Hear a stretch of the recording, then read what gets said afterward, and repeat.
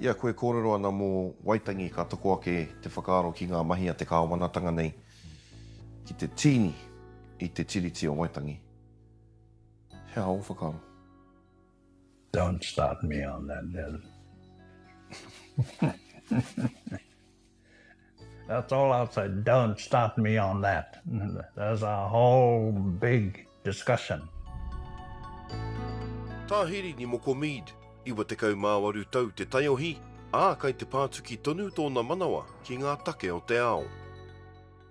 Hiri ngā whao hoki koe. E harai te mea ko te pene anake. Te mei puritia e koe. Āhua nei. Nā hau tēnei I whakairo. Ai. Nā wai koe I whakaako, kēnei mai. Nā koe tonu. Ko wai tēnei. Ko wai tangi tēnā. Nā, ka te pupuri a ia te puka mo te mātauranga. Anā tāna pene mo tērā wā. No, I just thought I'd be creative and do my own version of waitangi. Mori, te tiro koe kia ia. Anai pupuri ana I te tiriti, I tana ringa mātau. Tērā ngā ringa kai te pupuri I te pene o e rā wā. Wow. Which was a feather. And that's how I've managed to get the sense of the treaty, in that work. And that's why it's called waitangi. Sure. Yeah. Ko ia ko te tūāpapa o ana mahi ngā katoa, ko whakare waina I te pautiri ao o te reo, te pautoko manawa o awanui ārangi tana pukapuka hou. I whakanui ia e ngā rangatira no ngā iwi o te motu whānui. Nōku te maringa nui I noho tahi māua I tōna kāinga tonu ki te kōrero. Mā koe pupuri te... Mā koe pupuri? Ai. Ai. Ka pai. Te taonga nei. E te rangatira, Tā Hirini e mihi ana kia koe. Nōku te whiwhi, te noho mai nei ki tō taha, o tira ki roto I tō whare. You've published over 70 books, papers, articles about various kaupapa, weaving, whakairo, whai kōrero, now Matauranga Māori. Why? Well, you can go back a step. I published Tikanga Māori. And you'll see that on my shelf over here. And I felt that I needed to do another book to put beside it. And this is it. And you put this book beside Tikanga Māori, it fits. It's been in my mind for a long time. Would have done it much earlier if circumstances were different. And then my wife died and kind of turned my world upside down. And I was wandering around a bit, and the one came up with an idea. They instituted a Writers in Residence program. And I was, 93 at that time. And a bit lost at that time. And I said, yeah. And they said, well, it's a Writers in Residence. And whakai koe te hoki mai ki whakatāne. I said, yeah, yes, I'll do that. And it enabled me to say, yes, I know exactly what I'm going to write. I've been thinking about it for a while. I nā hoki koe ia ko te whakatinanatanga o te mātauranga Māori. He kaituhi, he kaiako, he ringa whao, ko ia te ahorangi Māori tuatahi te whare wānanga o Wikitoria, o tira te ahorangi Māori tuatahi o te motu. Nāna hoki te marae o te herenga waka I kōkiri. Ko te Māori tanga, kei konei! te marae whare wānanga tuatahi ki Aotearoa. For those who are unfamiliar with the term Matauranga Māori, he aha te Matauranga Māori? Ko ngā mātauranga katoa o te ao Māori. Whakahuihuia katoa, koe nā te Matauranga Māori. Ka kapi e te Matauranga Māori ngā āhuatanga katoa o te ao Māori.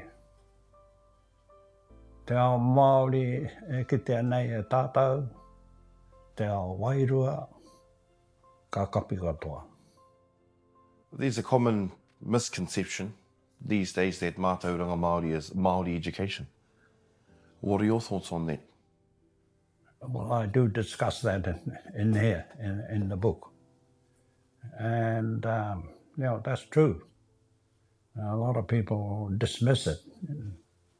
They say, oh, that's just a word for Māori education. That sort of mirrors the conception that goes way back, to early colonization. I pēhi ai ngā mahi Māori, te Matauranga Māori, ngā whakapono a te Māori, ka pēhia katoa, e rā āhuatanga. I runga i te whakaaro, ngā colonizers, me whakapākeha te ao Māori. Ana, koina I raru ai. A kua hia whakarea ngā āna pukapuka e noho ana hei pātaka I ringa kōrero no tua whakarere, tae ake ki te pukapuka te Māori, hira hira ake nei. You've been writing about this stuff for, more than 60 years. How detrimental has colonisation been on Matauranga Māori? Oh, it's had a huge impact. The whole education system was against it. The whole education system prevented it by Act of Parliament. The forces of the whole country was directed, at Māori, at suppressing all of that stuff, anything Māori. It was out, not allowed to be taught. And so that's why there was huge damage to Matauranga Māori, tikanga Māori, anything Māori at all. Nana ki te ake tātou I nai nege tāhu o pērā anō, te kāwanatanga. Kai te hoki whakamuri ki e rā ture a rātou. It was very disappointing, that our governments do that. Are you concerned by that at all? Oh, of course. You can't help but be concerned and really disappointed. We've come a long way and then we revert right back to old stuff that didn't work then and won't work now. Behind it all, though, is a punishment thing going on. Punishment against Māori. And I think a lot of our people don't see it that way. We are being punished. And you are for what?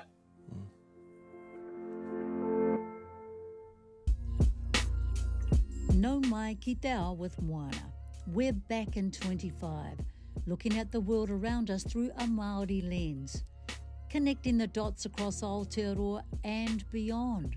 The politics, the people, the stuff that affects our whānau.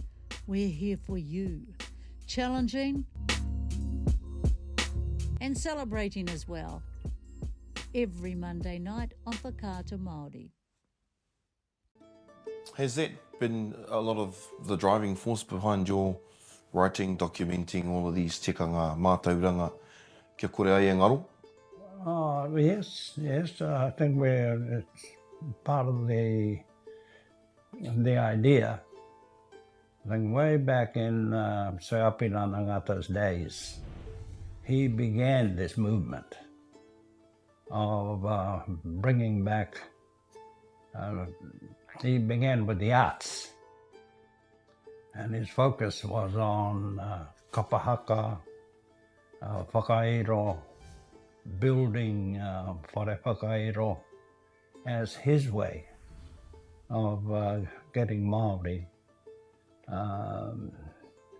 to turn to their own culture.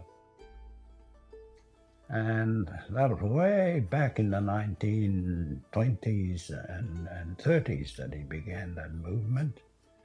And he said the whole Māori Renaissance, that whole project or movement, ngata began it. And then it sort of gradually built up and built up and built up. So at one point, and we're going back to 1930, the education department that was looking after Māori schools decided to ease up a bit. And they agreed that the teachers could include music, Māori songs, a bit of Māori art, and that was it. And to them that was a huge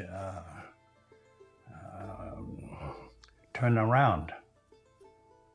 And that goes back to ngata, because they realized at that time in the 1930s that Māori were beginning to fight against what they were doing. And it built up and built up and built up. And through the years we made a lot of progress. And the culture began to emerge. It began to kind of affect the whole country bit by bit.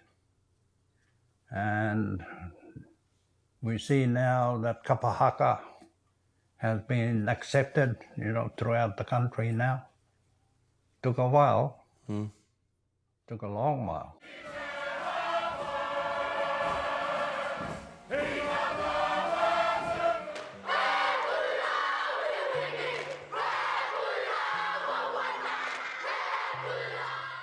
And then moko, ta moko, you with your face done like that, they wouldn't have had you, they wouldn't want to see you in those days.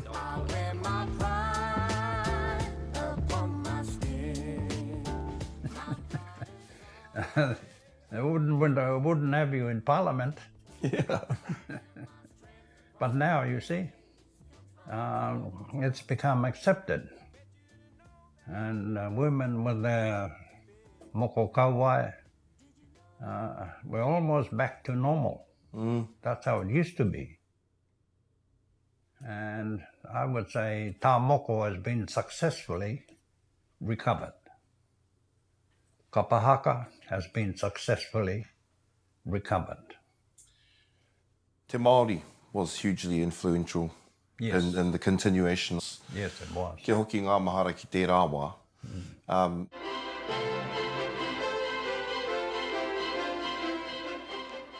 these items are not just historic relics.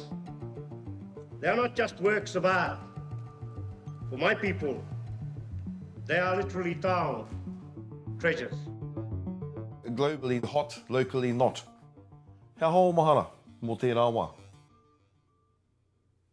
Well, I think Te Māori was very important. to us, you know, as Māori, because it marked a turning point when Māori actually stepped up and decided they were going to speak for themselves. Even down to a museum. In the museum, all the experts on things Māori were Pākehā. Any discussions and talks, you know, about things Māori were done by Pākehā. And it got to be the norm. And if there was anything happening with the royal family in London, it was a Pākehā minister who went to represent Māori. So it took a while for that to change, and you know, for Māori to just speak for ourselves and explain our world ourselves, and not have Pākehā do it, and not rely on Pākehā to do all the writing of these things. But for us to step up and do it ourselves, speak for ourselves, research for ourselves, you know, write for ourselves, and present us as the culture that we belong to, and just refuse, you know, to be whitewashed, which is the word being used more and more even today, where the policy seems to be whitewashing. So to Māori, I think it's great because that was when we were presented to the world. And we got a bit of a shock. Yeah. The world loved us. The ability to bring the great treasures of the world to an international public. This marks a significant and rare moment. We join with you, and we want to share with you our heritage. It's taken a long time, and we share with you and with the world. The world accepted us. So when you come back to Aotearoa, Pākehā here were forced to change their thinking.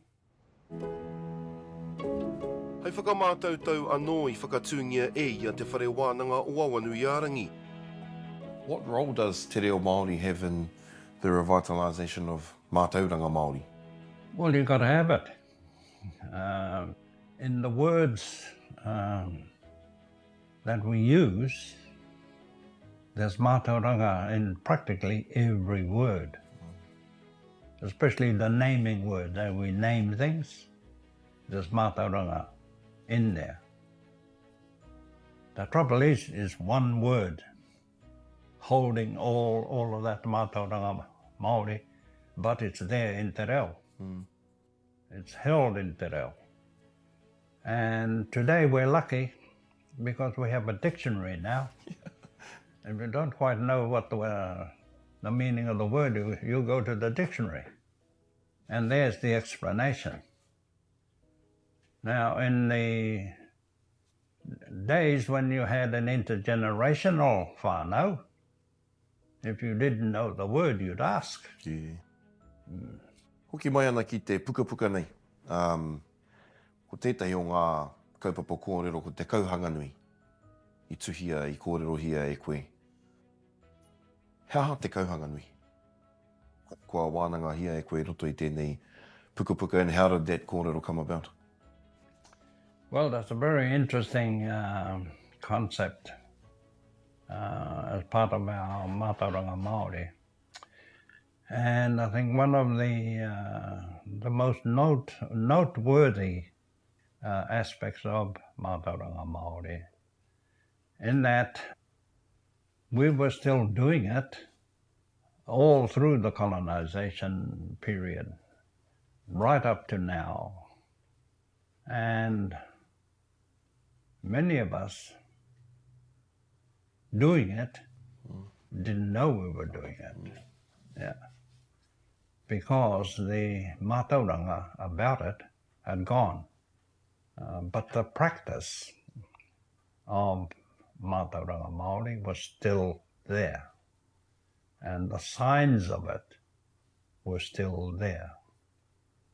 Engari ko ngā whakamārama, ko ngaro. And so I picked up on that listening to Ta Po, who was telling us about his knowledge of that kauhanga nui, and his word for it was the iho nui. It's the same thing. And what came with that, and once you understood what came with it, you then had an answer for why people used to eat in our wharenui. And a lot of people are saying, well, why are they doing that? That's supposed to be a tapu house. Why is it that they're eating in it? And the explanation is in the kauhanga nui and the iho nui. And that you can do that, providing you know what you're doing. It's not that you can spread out your kai in the forest like we can do now. You have to be on the kauhanga nui, right in the middle. And your kai has to be placed on that line. And that line, when you use it that way, is kind of neutral. You're not breaking tapu. It's because you are confining your actions to the kauhanga nui. So you can eat there. And it's always the question, well, is it a fine line or is it a bit of a space? Well, that's a hard concept for a lot of our whānau to comprehend. Yes. And practically, you are permitted. Your body can be over here, but the food is on that line. Do you think there will come a time where, you know, that depth of knowledge, Matauranga Māori, will be normal again for us? I think so. I think it will. And it's because a lot of people your age and younger have always felt there was something missing. You know, as Māori, there was something missing. And what was it that was missing? It's this, the mātauranga. Is Matauranga Māori an ever-evolving thing? You would have seen, you know, fire started by karakia, that sort of thing. Is our Matauranga Māori still evolving? Yes, it as is. we speak? And will do. As we go along, we're picking up more and more new information and adding that to our Matauranga Māori, but we're also dropping parts of it, no longer relevant, and picking up on some of the new information. Anything else sitting on your chest that you want to he kōrero anō au hei ki te iwi? Ta makānui pia e nei kōrero mō tēnei wā. Kānui e nei kōrero. Ngati rei mihi ana ki a koe. Mihi ana ki a koe hoki. Tēnei pātaka kōrero e maunei i ngā Matauranga Māori. O tira, te noho ki mua i a koe me te whakarongo ki o kōrero, nō ku te whiwhi. Ka pai.